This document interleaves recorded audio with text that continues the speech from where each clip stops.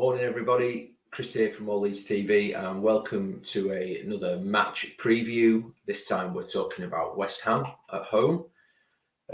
Big game, a big game for us, I think. I think firstly off the back of the Carabao Cup penalties win, good to see some of the young kids get a bit of game time, especially Charlie Creswell, who we'll cover a bit more as we go through this.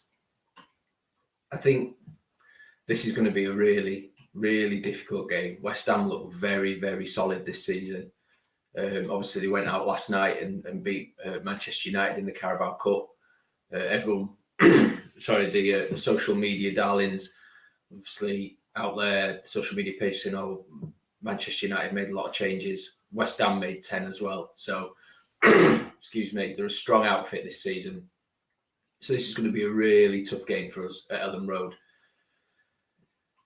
But we know Leeds United, right? We could go out this weekend and beat them. It's just what we do, isn't it? I'm not saying we will. I'm not saying it'll be easy, because it won't. West Ham is such a good team this season. I think they've really built a good squad under David Moyes at West Ham. I think he's proven as a manager, hasn't he? If he's given time, he does well. Look at Everton. He had them as a really, really good group. And I think they've potentially always been looking for another David Moyes since he left to go to Manchester United. And obviously he was never given the opportunity at Manchester United. It was always going to be hard to follow in Fergie's footsteps, but he seems to have found another home now at West Ham. So, and they've built a really good side. I think when we're looking at West Ham and the danger players, Ben Rama, they've got quality all through the side. Obviously, Declan Rice in that. I think it's a holding position he plays, similar to Calvin, obviously. And then the one probably want to concentrate on is Antonio. I think he's fit now. I think he could have played last night. I don't know if he came on. I didn't see the game. I know he was on the bench to start, I think. But if Antonio's fit, what a handful he is. What a handful. He's turned into some player down there. He really has. So it's going to be tough for us. Obviously, we're struggling with injuries, especially at the back. I think, obviously, Pascal's still out. It's the last of his 3-game ban. Llorente won't be fit, and Robin Koch won't be fit. We're led to believe. So it's tough, and I think Luke Ayling as well. Sorry. So there's most of our defence out. Do you know what I mean? So we've got to shuffle a little bit. Maybe it's time to throw one of the under 23s in, and when I do my expected lineup, we'll cover that off. But just to cover off on the cup game a little bit more, just so thrilled for players like Baby Stewie, as we're calling him, Baby Stewie McKinstry, Joffy, whose penalty, I'm surprised didn't rip the net off. Do you know what I mean? And Creswell had a great game at the back. And I think it's also good for players like Junior Firpo and Rodrigo. You may say, well, they were only penalties, but he's still putting the ball in the back of the net. And that gives a little bit of confidence, that little bit of swagger that we need from these players. I haven't seen the majority of the game from the other night, because obviously it's Carabao Cup, so finding it anywhere to watch is nigh on impossible. But I believe that Rodrigo had another decent game. Probably should have scored, but had another decent game in that 10 role. So I fully expect him to start against West Ham in that role again, behind Bamford, who is expected to be fit, last I heard. So yeah, we'll see what happens. So as far as my starting 11 goes, and we'll talk our way through it, because there's 2 or 3 changes. This is what I expect. Excuse me, I've still got a sore throat. So Meslier in net, clearly. This kid's not far away from being France's number 1. He's absolutely superb. There's still people out there in the football world that doubt him. I think ever since he came into the team through Kiko's ban, he's always been a good shot stopper. He's half decent with the ball at his feet. But what we've seen over the last certainly 12 months, the first season of the Premier League, is my worry with him when he first appeared was he didn't look to command his area very much. I think he tried to play it safe, stay on his line when crosses were coming in. Whereas now we see a different Illan Melié's coming out, commanding his box, pushing defenders and attackers out of the way to go and get the ball. And he's just turning into a complete keeper. And this kid's still only 21. So, yeah, Illan Melié all day, solid number one, isn't he? He's not going anywhere anytime soon.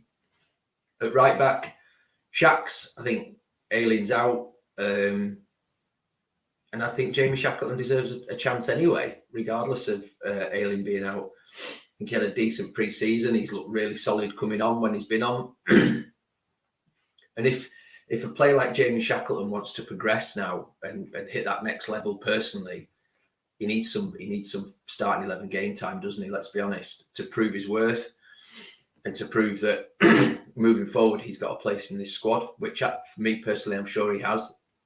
I think he's a very, very good player. I think he's quite largely underrated by a lot of the fan base, but I really like him. So next to Shaq's then, Charlie Creswell. After the other night and all the reports I've read and everything else, and you know the things he's been doing in the under-23s, he's a 23s captain. He's got to get a game. Big, strong lad. Loves a challenge.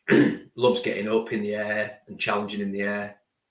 With Mikel Antonio up front for them, we need a big, strong centre-back in there. Someone who can try and match Antonio for that strength and not be bullied on the ball. Do you know what I mean? I always think we're, certainly without Llorente in there, we're always a bit light and we look a bit weak, might be the wrong word, but you get my drift. Whereas I think Creswell brings some real strength. And he's going to be an absolute baller. And he's another one who I think deserves that game time now. I really do. Get him in there. I know it's a big test against West Ham with a line led by Antonio. But the kid might thrive under it. In fact, I'm pretty sure he would thrive under it. I'm not saying he'll have the perfect game. Antonio's a top quality forward. And do you know what I mean? Any centre-back has a tough game against Mikel Antonio. But Charlie Creswell's got to be given a go for me now. I think alongside him, Coops comes back in with no other centre-backs. And that's not me slamming Coops, because I've often been the voice, or one of the voices that says no, Coops should be playing. I think we're now at a stage that if all our centre-backs are fit, I'm probably leaning on the side of Diego Llorente and Pascal to be our starting centre-backs. I think they look really good together. But that's not me slamming Coops in any way. Do you know what I mean? So Cooper next to him, and then Junior Firpo at left back. I've seen something this morning online, because I want to do a comparison here, because I've seen lots of fans like even going directly at him on Twitter, calling him, you know, rubbish and words to that effect, etc., etc. And now I've seen online this morning people questioning Jadon Sancho's transfer because he's not lit the world up immediately at Manchester United. These players need time. And Jadon's English, do you know what I mean? And he's still taking time to settle in at Manchester United, get up to pace with the Premier League, learn the way that his manager wants to play. So I think we need to cut Junior Firpo a bit of slack. I really do. He will come good. He will come good. But it's going to take a little bit of time. And we don't personally, and this is my opinion, you know, we don't want to turn into one of those fan bases that demands the world immediately. Yes, it's always been high pressure playing for Leeds United and performing, certainly at Ellen Road. There's a lot of expectation, but we've also got to counteract that with a little bit of balance and understanding that it takes time to bed into any team, but probably even more so a Bielsa team. So I'm sure he'll come good. We do want to see more quality from him. There's no denying that. His final ball hasn't been great, etc., etc.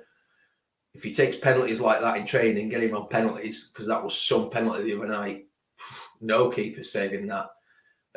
But yeah, hopefully we start seeing a better Junior Firpo now. Hopefully that penalty, sticking that in the top bins, has given him a little bit of confidence.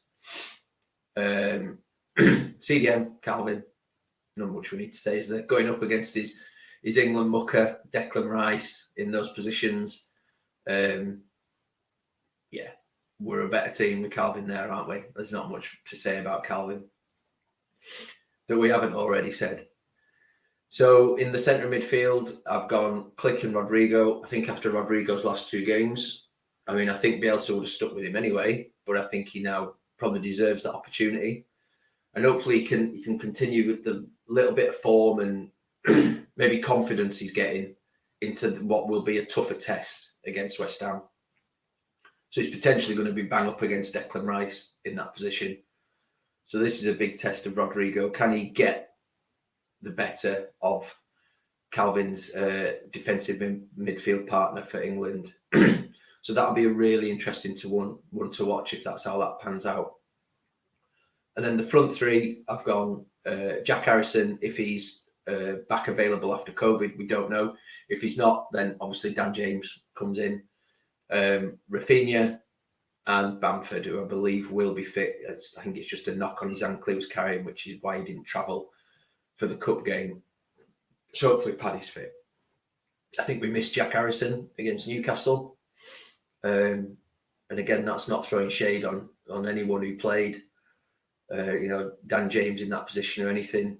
Again, Dan James is new to the system. It's going to take him a little bit of time. There's an absolute baller in there, and it'll come. But players just need that time. We've seen a lot of signings in the past coming to Leeds, and then we don't see them for 3 months while they get up to speed with the way Bielsa wants them to play, with the fitness levels, etc., etc. Players like Dan James and Junior Firpo have been sort of thrust into the side because there's been no option. So they massively are learning on the job. So again, it's just going to take a little bit of time. But against West Ham, if all are fit and available, I'd expect Harrison to come back in. Obviously Rafinha on the right-hand side and then Bamford up front. And hopefully we can get a little bit of service to Bamford and he can get a goal. Because again, I'm starting to see whisperings in chats and all the rest of it. He's not good enough, blah, blah, blah. The lad scored 17 goals in the Premier League last season. He's led the line now at Leeds for over 3 seasons. And he, again, give him the chances, he'll score. I know the one against Newcastle, but if you do see it back, he loses his standing foot as he's going for the ball, and it just turns into a P roll, doesn't it, back to the keeper. So the game overall, I go in less confident than some of the other games we've had, but that's because of the quality of the opposition, plus the start that we've had where we've looked a little bit shaky. But there's no reason why we can't go and do it. Absolutely no reason why we can't go and do it. This is Leeds United after all. It wouldn't be a surprise if after a few shaky games, everything else, we go out and beat a quality side like West Ham. But we'll see, right? I know there'll be people looking at my lineup and saying, where's Dallas? I think he needs a little bit of a rest. He looks frustrated. He doesn't look quite at it. I don't know. Maybe just a game or 2 on the bench. And we all love Stewie Dallas, you know what I mean? I'm not slamming him in any way. I'm not. But he just doesn't look quite at it. Players like him and Bill Ayling, there's maybe a conversation there now around at the stage they're at, and Coops and the stage they're at of their careers. Are they going to progress anymore? Are they now potentially starting to struggle under the way Bielsa works? Potentially not, but maybe there's a conversation there for later in the season. I don't know. But I fully expect Stu to come good. He's quality and he gets everywhere and he's all over the pitch. But I just think maybe a game out, I don't know. I don't know if there's something going on behind the scenes with him. Who knows? But yeah, let's just switch things up a little bit. Let's get Shax in there. Let's get Creswell in there. And let's see what happens. It's a really tough game, this one. West Ham are so solid right through the park. So if we're not bang at it, there's every chance they turn us over. So let's hope we are bang at it. So the crowd at Ellen Road are bang at it with the new chant. Hopefully that rattles around Ellen Road. Sadly, I won't be there this weekend. I'm away. But yeah, I fully expect the full house at Ellen Road to embrace that new chant. If you haven't heard it, go look on social media. You'll find it. It's a good one. And I think maybe Ellen Road's needed something like that. The fans have needed something like that. Talking to Jack and Tash last night, and we've had the click, scoring goals. There was Magic Hat with Pontus, and those kinds of chants are ones that once they start, they never stop. They go on for ages in the ground. Pablo chant, all sorts like that. And I think we needed a new one.